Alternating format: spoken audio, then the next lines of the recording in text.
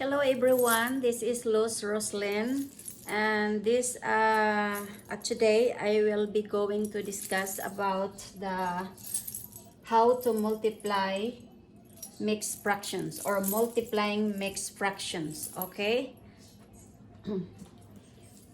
I'll have an example in here, like 2 and 1/5 times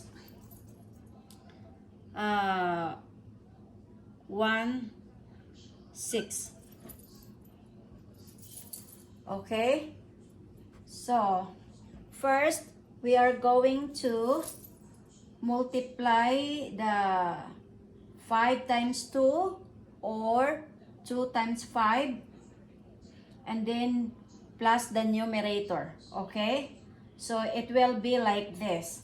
Okay, like this. 2 times 5 plus 1.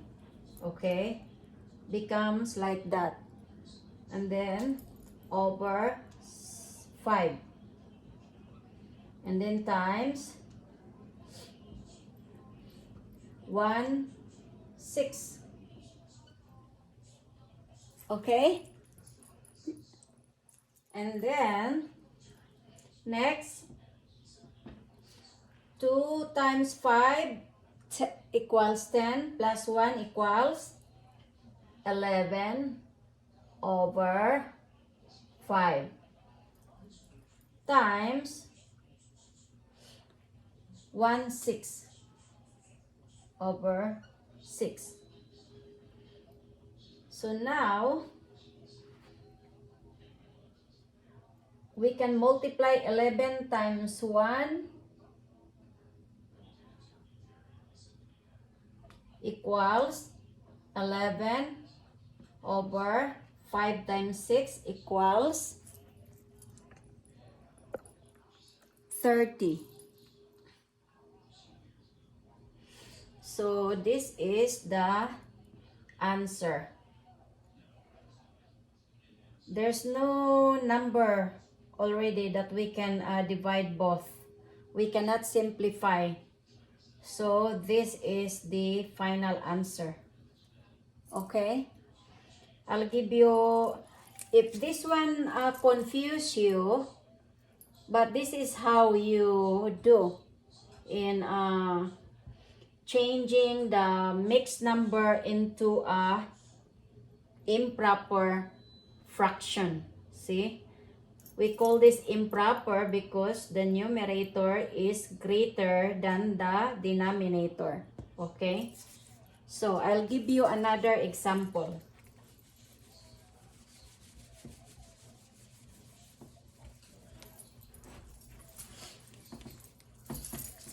Let's say, okay, let's say 4 over 10 times 2 and 1/3. Okay, so we will just write 4 over 10 here times 2 times 3. We'll do like this: 2 times 3 plus 1 over 3. Okay, and then let's another solution here. 4 over 10 times 2 times 3 equals 6 plus 1 equals 7. So times 7 over 3. Okay, and then we can multiply now. 4 times 7 equals 28. And then 10 times 3 equals 30. So the answer is 28 over 30, but we can simplify this fraction, okay? We can divide it by into 2. So divide it by into 2. So now the answer is 28 divided by 2 equals 14. And 30 by 2 equals 15. So this is now the final answer. Okay? I'll give you another example.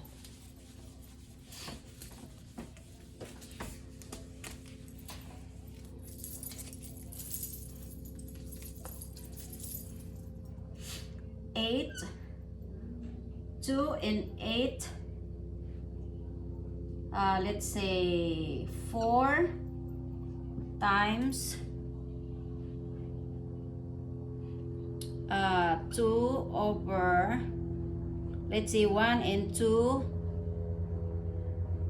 1 and 2, 10. Okay?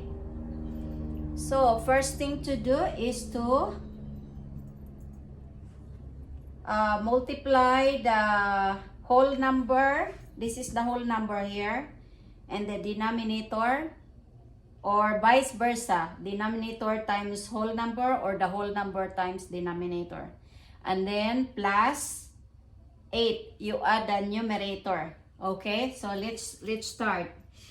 2 times 4, let's do a detailed, okay, like 2 times 4 plus 8 over 4 times, okay, another here, 10 times 1 plus 2 equals 10. Okay, so now we'll do 2 times 4 equals 8 plus 8 equals 16. 16 over 4 times 10 times 1 equals 10 plus 2 equals 12. 12 and then over 10.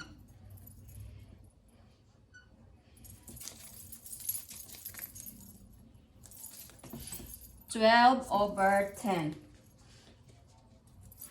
So we can simplify this one, the diagonal, you know. We can simplify this by 16 and 10. We can simplify this by 2, you know.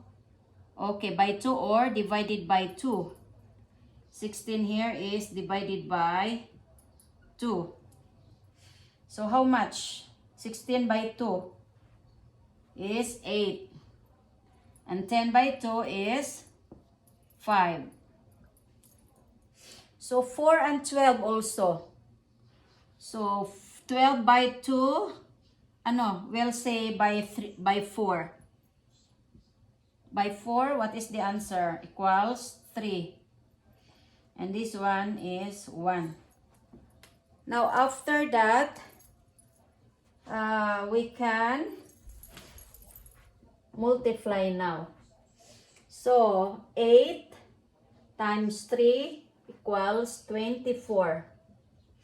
And then 1 times 5 equals 5. So this is my final answer as an improper fraction. But we can reduce this into a lowest term, or we can divide this 24 by 5. What is the answer? I will show you the division here. 24 by 5 equals 4. 4 times 5 equals 20. And then 4. 24 minus 20 equals 4. So the answer is, so this is now the remainder. That is the remainder. This is the answer here. And this is the whole number. Okay, now the answer is 4 and 4/5. Okay, that is the, or this is the final answer. Okay, so let's give you another example.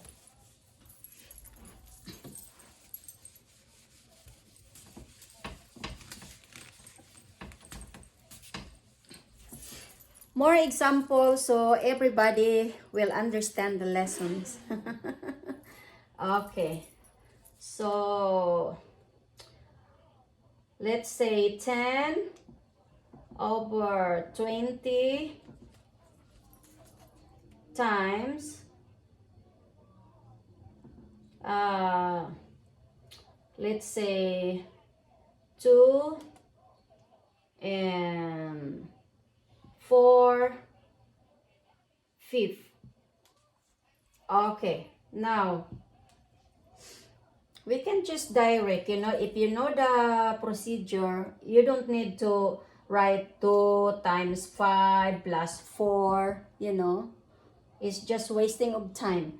But you remember, changing mixed number into an improper fraction, you have to multiply the denominator and the whole number plus the numerator. Okay? Okay, so let's start now. 10/20 times 5 times 2 equals 10 plus 4 equals 14. 14 over 5. Now, every time we are in this situation, we are in the multiplying now, we have to look the numbers diagonal if we can simplify this by canceling, okay? So, okay, this one, 5 and 10, we can cancel this by 5. So, by 5, this one become 1. By 5, this one is 2. By 2. So, I'm talking about by, that means divided by 5, Let's say this, so you will not confuse. Divided by 5. So, this one becomes 1. Divided by 5. The answer is 2. Okay? And then this one, 20 and 4, we can cancel this by dividing by 2 also. Divided by 2, how much? Becomes 7. Divided by 2 becomes 10. Okay? So now we will proceed. 2 times 7 equals 14. 10 times 1 equals 10. Okay. This one this is the final answer for the improper fraction. But we can reduce this, okay? 14 divided by 10. We will divide this, okay? So 14 divided by 10, we will just do like this. Actually, the answer of this is 1 in 1/10. But I'm going to show you the solution, okay? 14 divided by 10, like that. So, how many 10 and 14? There is only 1. 1 times 10 equals 10. And then, 14 minus 10 equals 4. So, the answer is 1 and 4/10. As I said, 1, which is the answer here. There are 1/10 and 14, and then the remainder is 4 and then the whole number. 1 and 4 10.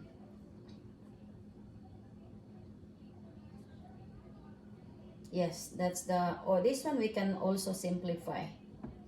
So 1 by 2 and 2 fifth.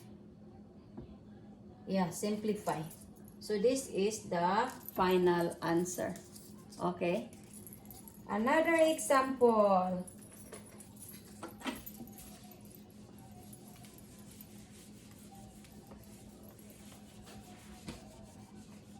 Uy, nagkiko-kiko ang ako ang kuan. Please don't fall.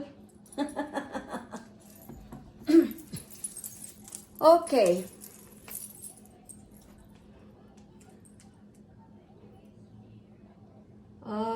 Tarara, 5 and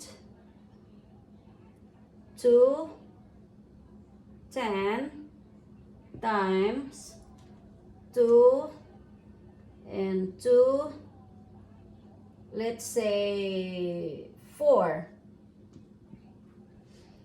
Okay, so what we're going to do is we have to multiply denominator and the whole number.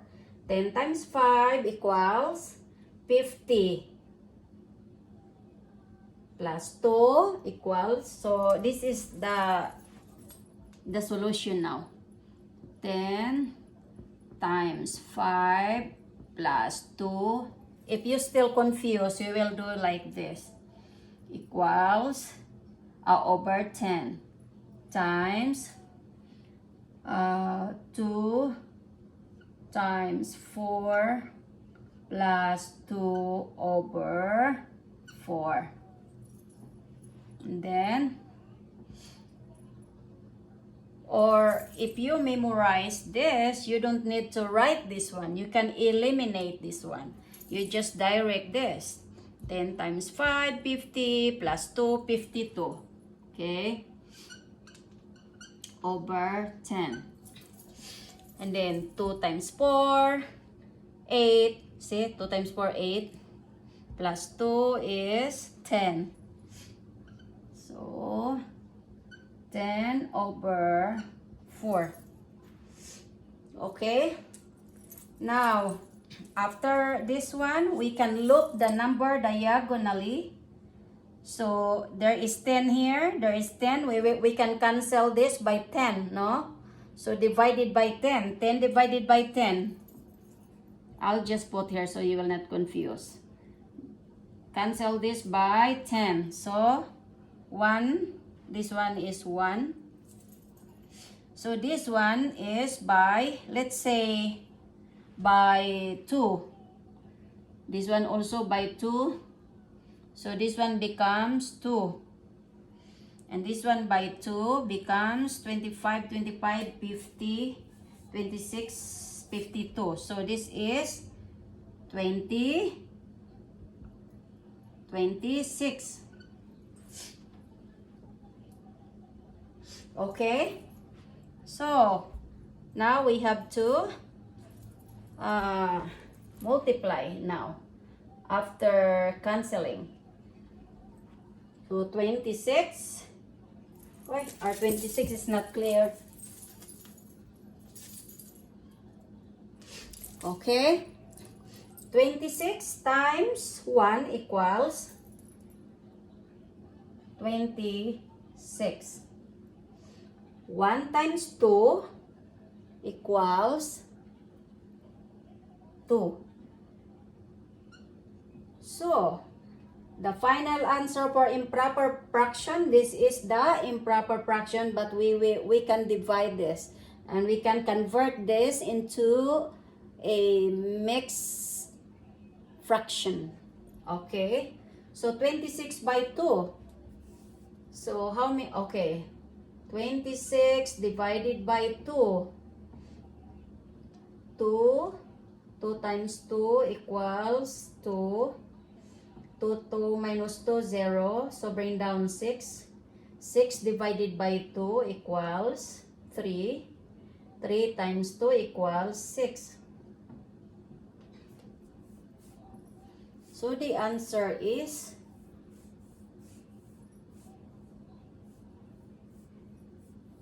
13. So we can't, there's no mixed number in here. So that is just the answer. Okay.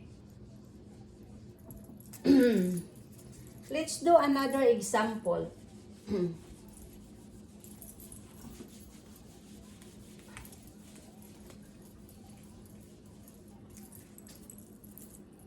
Okay. Let's say 5 over 10, 1 in 5/10 times 2. Let's see. How are you going to solve this problem? A mixed number, and this number is only 1. So this number is a whole number. So that means there is 1 under it, like that. Okay? So now we will rewrite that one, or we're going to write like this now. 10 times 1 equals 10. Plus 5 equals 15 over 10. Times 2. So we will rewrite over 1. Okay? And then now we can multiply. But before we will multiply all the numerators and all denominators, we have to look the diagonal number if we can cancel. Okay? So 10 and 2, we can cancel by 2. Okay? By 2, divided by 2. This one by divided by 2. So 2 divided by 2 equals 1. 10 divided by 2 equals 5. Okay? What about 15 and 1? There's none. So we can multiply now. So 15 times 1 equals 15. And then 5 times 1 equals 5. So this is the final answer as an improper fraction. And 15 by 5 equals, and the answer of that, how many 5 in 15 is equals 3. Is equals 3. That's the answer. Okay? Another example? Okay.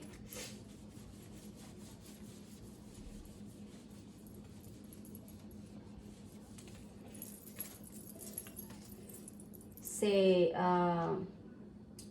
7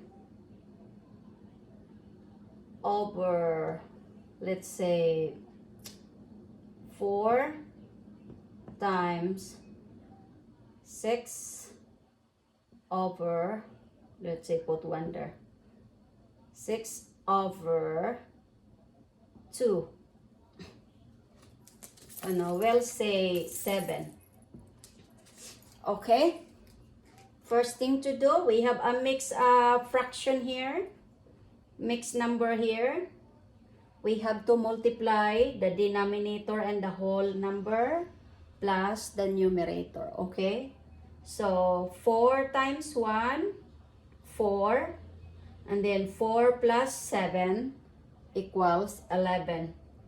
So let's write here 11 over 4 times 6 over 7. Okay. Now, look at the diagonal, 6 and 4. Is there any number that we can cancel? we can cancel this by 2, okay? So, divided by 2, divided by 2.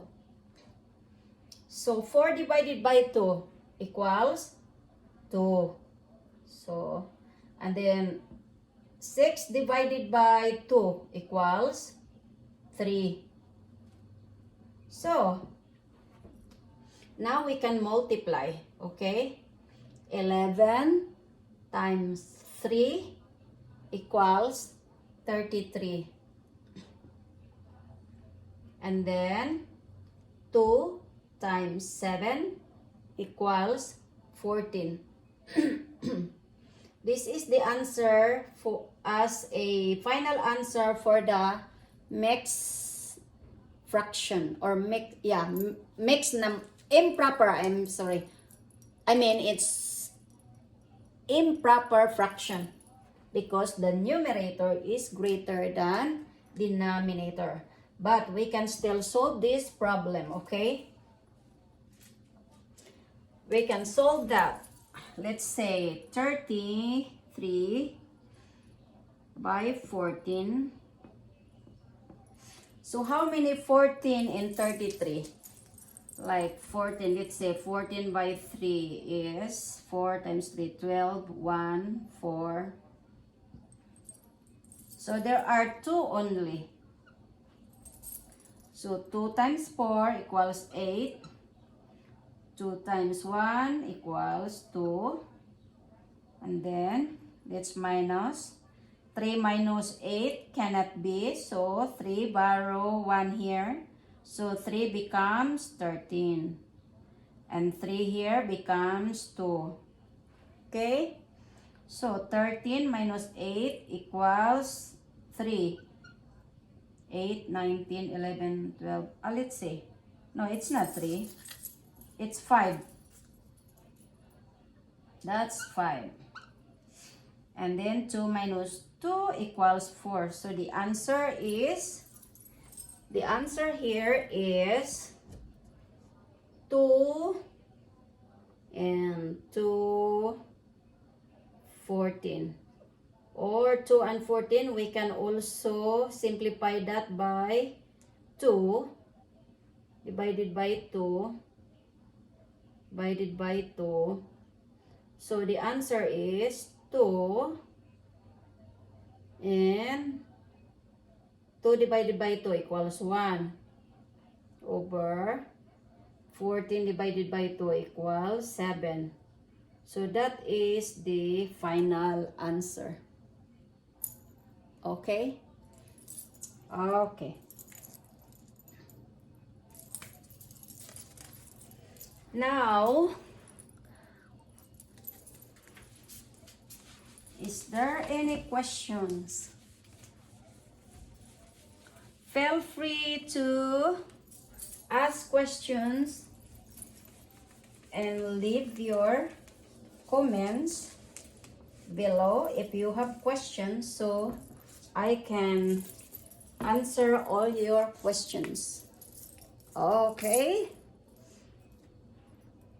So, that's all for our